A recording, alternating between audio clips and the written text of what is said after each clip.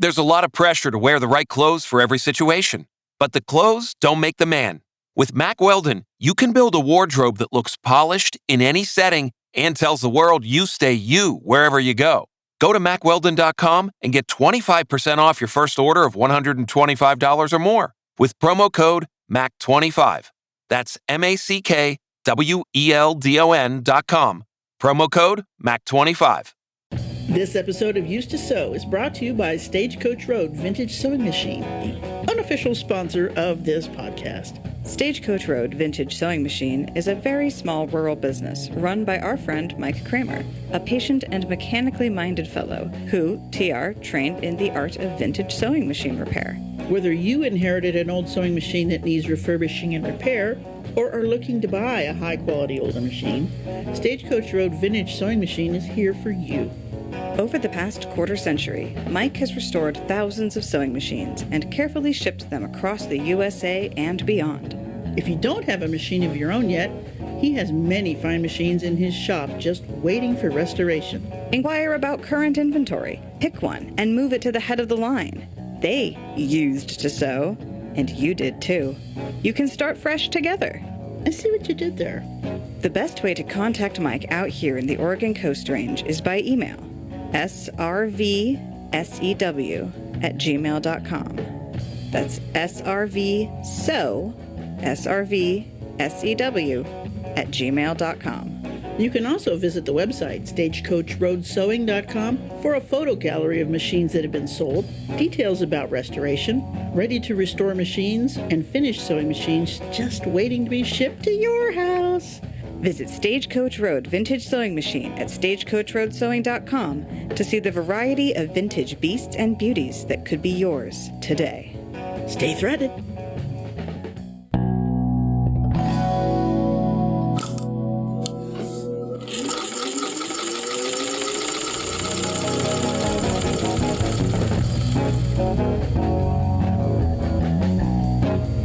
Welcome back to Used to Sew, a podcast about sewing machines, sewing history, and sewing culture in the past and present. I am your producer and co-host Aradia, daughter of your main host, T.R. Kelly, who is here today to talk to you about the white rotary sewing machine, oscillating versus rotary machines, treadle versus electric motors, and, of course, how many new sound effects we can include.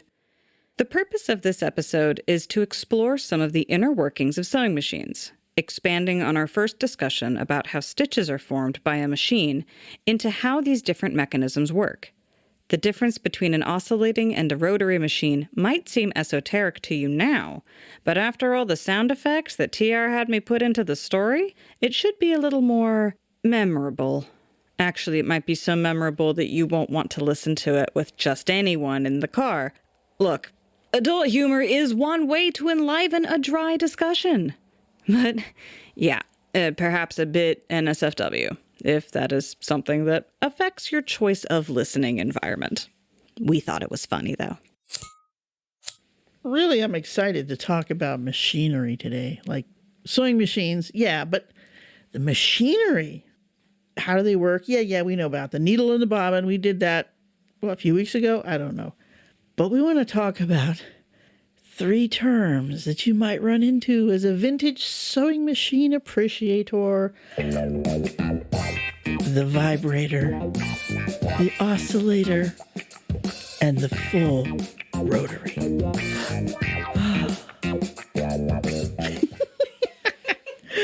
Now, those are ways that the hook that picks up the upper thread, those are the actual mechanical ways that it does that. The vibrator is the long shuttle, the bullet shuttle.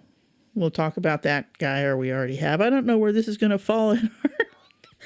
Okay, so the vibrator is the long shuttle machine, and those are either transverse or they run in an arc. I'll talk about that.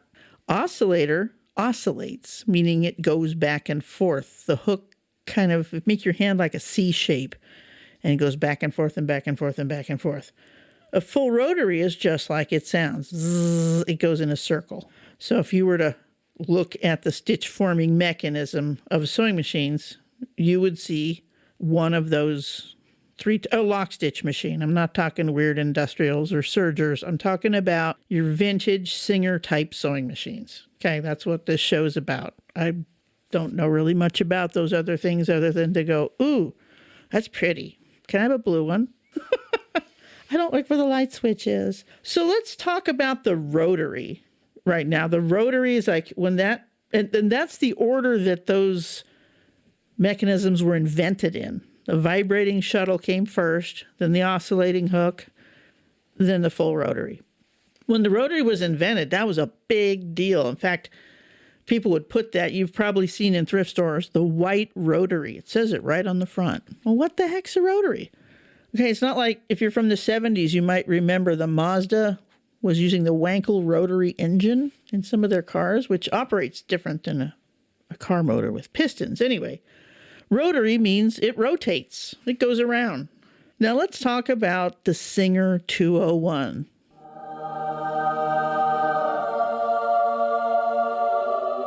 You know, everybody loves the featherweight, but among real sewing machine people, the Singer 201, I will just ape what everybody says. Ain't they the finest sewing machine Singer ever made, Dan? I consider it the Cadillac of Singers. Nothing is as smooth as a 201. Why is that? Well, you probably already guessed. It's a Rotary. It goes around and around and around. What does a sewing machine sound like? Well, we're going to be exploring that in our series here, because I bet a lot of you could identify not only the type of mechanism, but the manufacturer from just the sound. If you're not really a sewing person and you're just listening cause you're like, what's she talking about? But just think about cars, for example. Think of a Harley Davidson motorcycle. There's a sound associated with that. In fact, I think Harley Davidson trademarked the sound of their motorcycle. And the reason for that is loud pipes saves lives. If you hear it coming, you're less likely to hit it, right? And with motorcycles, always a problem. So what does a 201 sound like? What does a Rotary sound like? What does a vibrating shuttle sound like?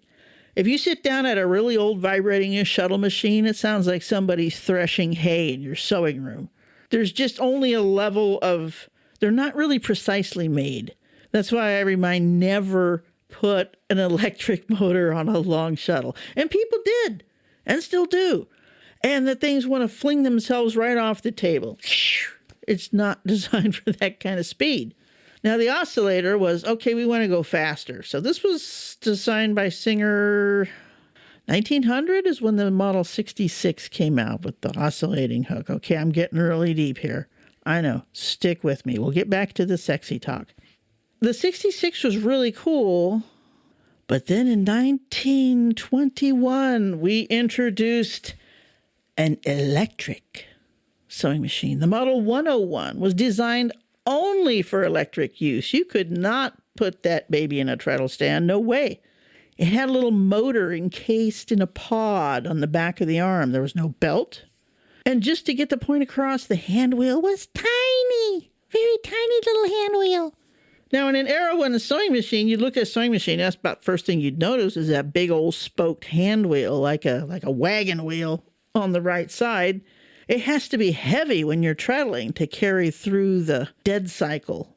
When you're treadling, you're going back and forth. Your feet are oscillating, spinning the big lower wheel, which spins the little upper wheel, which makes the machine oscillate again. Look at all these mechanical linkages that have to happen so you can have fresh underwear for school. No, that's 150 years ago. Mom, are my underwear done yet? Shut up and feed the pigs, kid. So, yeah, Mom's sewing all day. She's treadling away. Right? And there's a racket. So the first time that a Rotary was introduced in 1900, it was the Singer Red Eye. And you've probably seen this. It's the 66-1. It says Singer on the front and has these green and gold and red gaudy decals all over it. And two of them look like eyeballs that are looking right at you. So the colloquial term for that is a red eye. And the cool thing about the red eye is the bobbin goes in from the top. There's no fiddly little bobbin case that you have to reach underneath. You just slide open a little door and put in your bobbin. Bingo. That's huge. You run out of bobbin thread, you don't have to reach under there, look, see how much thread you've got left. You get pretty good at hearing, but still, it's right there. Now, if you're sewing every darn day, because there wasn't ready to wear. Or if there was, it was expensive, right? We're talking 1880s to 1900, up to 1912 or so. Most people are making their own clothes at home, especially rural people. You're sewing a lot. You want that machine to be as quiet and as easy to use as possible. Okay, now back to the 101, the all-electric machine. If you were fancy enough to have electricity in your home, you could show that off by getting this machine that very obviously does not look like one of those old-fashioned treadles. It's very sleek, very smooth, very Art Deco. The 101. The 101 is also, I think, the first machine that was offered as a portable electric. Well, we'll get into that later. So the 101 has a lot of cool features, which we'll talk about later. But the important thing to think about the 101 right now is getting back to the 201. The 101 was the precursor. It had to be invented first. Now, I'm in the process of buying a 101 right now from my friend Mike at Stagecoach Road Vintage Sewing Machine, our very unofficial sponsor. A 101 has got a lot of cool features a 201 doesn't have. But let's get back to the famous, well-known 201. Singer's finest Cadillac machine. It's a full rotary. It has a built-on motor, and it is the quietest damn sewing machine you will ever hear. Like the 101, it is all electric. There's no belt. The motor's built right onto the back with a series of gears. Now, this is where we're getting really deep. Okay. Can I run a 201 on my treadle? No, there's no spot for a belt. And even if there was, the 201 has 6 gears, 3 shafts, and 6 bearings, with the rotary hook spinning 2 revolutions for each stitch produced. There's noticeably more friction in the drivetrain of the 201, but since it has an electric motor, you don't even notice. Pedal to the metal, baby. Okay, so what if you've still got a 66 in a treadle? Or a 1530? One of those old machines that's still got the spoked wagon wheel, hand wheel on it. Those machines are actually a lot smoother than a 201. Heresy, you say. Why? There's no gears. There are no gears in a 66 series machine, and there are no gears in a 15 series machine except for the 1591 with its built-on motor, just like the 201. Yes, I know that. We'll get to that one. When there's no gears, there's way less friction. There's way less moving parts that have to mesh and move together, which is easier to treadle. In fact, the 15s and the 66s, those old guys, they are so smooth that when you take your feet off, it'll keep moving and stitching for a few minutes as the momentum of that big wagon wheel flywheel thing winds down. So you learn how to stop those when you're sewing on them. The 66 especially, with its top drop in bobbin, is a really quiet machine. It just doesn't have a lot of moving parts at all. And there, like I was just saying, there's no friction. And it's got a very large harp space. Now, what does that mean? That means the actual sewing room from the upright pillar of the machine over to the needle, I think it's almost 16 inches, which makes that machine great for quilts and other big projects. People are always saying, which is the biggest Singer household machine? I think the 66 has it a little bit over the 201, and my favorite, the 101, might even be a little bigger because its pillar's a bit more vertical. The 15 series, because of the way they're built, don't have that big of a pillar. Okay, now that we're really deep in the gear lube here. Oh, lube, gear lube. Let's talk more about gear lube. The more complicated the machines get, the more you have to take care of them. Something like the 201, it'd be like, you've got to oil all these parts here, 27 little spots, tick, tick, tick, tick, tick. Oh, and then you've got to flip the machine over and pull off those cups and pull out all the icky old grungy lube and put in new fresh lube. Then you have to wash your hands, wash your dress, wash your ironing board. And you got some lube on the dog. Oh, great. Oh, Jimmy, get back here with that tube of lube. So there's obviously some maintenance that has to happen. One of the reasons all metal sewing machines really aren't around anymore is people figured out pretty quickly the customers aren't taking care of them. You know how they know? They bring a trade-in in, and it's just packed full of lint and oil and gooey old lube. Broken pins and needles, and even occasionally I have seen this, mummified mice. Okay, so why not a disposable sewing machine, right? You've got a nice one you won't take care of. You know, the other sad thing, you find a lot of these 201s occasionally in a thrift store, and they've never been used. I can see it now. Ronald, why did you buy me that sewing machine? I know you're fooling around with your secretary. Buying me presents isn't going to make it all better. This will come with tales of sales in our next segment. Okay, really confused now? Okay, the 66 was invented first, and it was an oscillator, and it was simple. It had no friction, no gears, easy to use as a treadle. You can even slap a motor on that baby, and it's not going to throw itself against the wall. 201 comes along after the 101, which weren't very many made. It was sort of a beta of Singer's rotaries, right? So 201 comes along, big fanfare. 1935, this thing costs as much as a car, I think, at the time. You could quote me stuff on that, and I would say your name on the air and give exact figures, because I'm like that. Okay, nothing's on fire here. We're not electric. Oh, we have a 201. We are electric. Yeah, if you buy a 201, check that wiring, especially if it's from 1935. I've never seen one from that era that did not need to be rewired. That was that flat, squishy stuff that crumbles off. Now, to confuse you even further, okay, now I told you the 201, the Cadillac, the amazing best machine Singer ever made, has 6 gears, 3 shafts, 6 bearings, and the rotary hook spins 2 full revolutions for every stitch produced. What does that even mean? Well, it means it's pretty complicated and quiet. Now, Singer made another rotary that most people have never seen. I've only seen one. And they copied the idea from their biggest competitor, White. Remember I talked to you about the White rotary? Huge bobbin, really smooth sewing machine. It's got feed teeth around all 4 sides of the needle hole. Check that out. Really good fabric feeding. It has a very adjustable tension, completely different than Singer's. But the weird thing was the way they decided to do the rotary.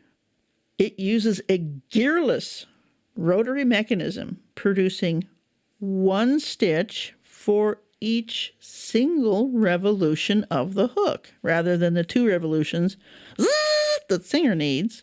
White's goes tick, tick. It's slower. It makes its own sound. You'll hear it. Stay tuned.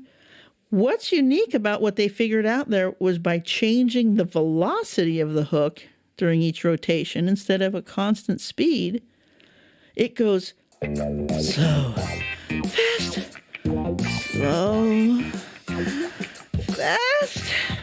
Oh my God, for an instant it appears to almost stop. With this type of mechanism, there's very, very little friction. No gears. The White rotary is a common machine, often seen but not often appreciated. Damn it. Did I get your attention? Let me tell you again. The White rotary has a variable speed sewing hook. Slow, fast, slow, fast, almost stop. Oh, my God, look at the stitch quality on that thing, Betty. I like it. So do I, Bob. Thank you for this sewing machine. The White rotary. They made all of Sears Kenmore machines in the 30s and 40s. This is my first memory of a sewing machine, is a Kenmore branded White rotary at my grandma's house when I was an infant. I liked the smell of it. I liked watching the take-up lever go bing, bing, bing, bing. It's a common machine and often not appreciated, but in my opinion, it's really one of the finest treadle machines ever made. I'm not real big on their electrics because of the way they chose to electrify their machines with a friction pulley drive instead of a belt. And those are always rumbly and loud because the pulley gets flat spots, blah, blah, blah. I just don't like friction pulleys. But white rotary as a treadle is really superior for all the reasons I've said. It's got the quietness and power of the rotary, and it's got the biggest damn bobbin I have ever seen. It's a round bobbin. Winds, goes in a bobbin case that's easy to thread, easy to change the tension on, not too many little fiddly screws and stuff. And that bobbin is huge. It can get through, I think my red bobbin dates back to the Reagan administration. No, it's not that old. Anyway, if you have a chance to buy a white rotary, do get it. I mean, it's a niche machine. I love it. I've got a head, just the head that my brother got for me for $5 at a yard sale about 20 years ago, but I'm going to fix it up someday. I know where to find decals and everything. I know what I got. I know what it's worth. He paid $5 for it. One made to make any treadle machine smoother, whether you've got a vibrator, an oscillator, or a full rotary. One way to make any treadle machine smoother is to make the hand wheel heavier. Now remember, this thing's spinning around at a high rate of speed, so you can't just stick something on there and you're just going to fly off and hurt somebody, right? You're really going, and all of a sudden, crap. Sorry, cat. So I've got a big 5-pound circular magnet that I harvested out of the bottom of an old CB antenna that just slams right on the hand wheel of any of my machines. Usually I got it on the Davis vertical feed. Think about those old steam tractors and stuff. They have the big flywheels spinning around on the side, old locomotives and stuff. That's to even out the dead spots in the rotation on a steam engine as the piston is going back and forth. There's a spot of no power there as it reverses. On an oscillating machine, that's true too. That's an oscillating mechanism. When you've got your hand wheel heavy, now if my magnet wasn't so strong, I'd probably just bolt something on there. When it's that heavy, you usually do have to give it a push with your hand to get it started. It's harder to start and it's harder to stop. And you can go really fast in the middle. In fact, the machine can get going faster than your feet can keep up with it. One of my ideas for sewing machines is to mate the drivetrain of a mountain bike so that you can change your gears. You start off on real heavy stuff with your low granny gears, and then you're up to speed. Making curtains or something where you want to go fast, right? Well, what you've probably learned about T.R. Kelly by now is I can't have too many sewing machines. I'm really into sewing machines. I'm really into the history of them. And today's deep dive was about some of the mechanical aspects of them. If you stuck with us today, even through all the silly porno sound effects, and if you learned anything, I'm real happy. If you have more clarifications or questions or anything like that, you can see the show notes for how to contact us.